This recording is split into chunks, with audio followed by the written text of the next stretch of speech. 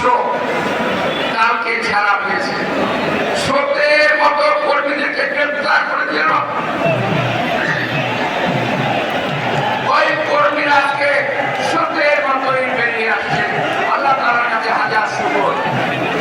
আর এই সকল কিছু ছাত্র জনতা যুবকের আন্দোলনের ফসল, এটা সরকার এই দেশের সার্বিক মানুষ সেই আন্দোলনের সুফল ভোগ করতে চায়।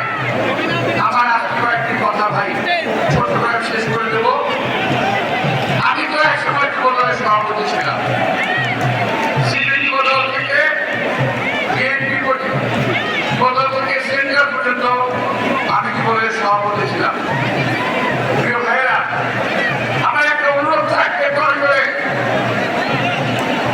আপনারা দেখবেন আজকে এই সুন্দর একটা দিনে এই বিজয়ের উৎসব যখন আমরা পালন করি, তখন কিছু কিছু দুষ্কৃতিকারী দেশে বিশৃঙ্খলা সৃষ্টির চেষ্টা করছে। আপনারা তাদেরকে প্রতিহত করবেন।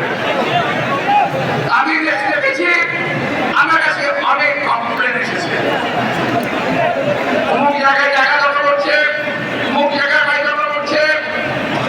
আমি সমস্ত অনেক কিছু শুনেছি। প্রিয় ভাইরা,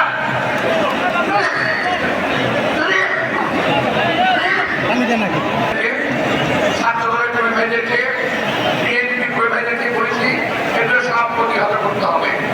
এখন সবাই অনেকেই যারা বিএনপি করে না, যারা যুবদল করে না, যারা কখন রাজনীতি করে নাই, তারা এখন ব্যক্তি স্বার্থের জন্য যাত্রা করা শুরু করেছে।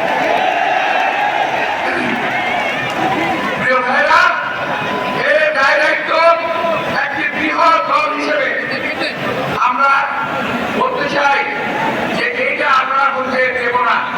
আমরা অতন্ত্র সৈনিকের মতো প্রতিটা স্থাপনা পাহারা দেব। আপনাদের মনে আছে যখন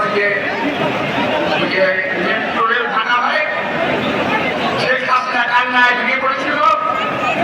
এখন তো বেরিয়েছে ওই মেট্রো রেল তো আমার কোনো ছাত্র দলের ভাইরা, কোনো ছাত্ররা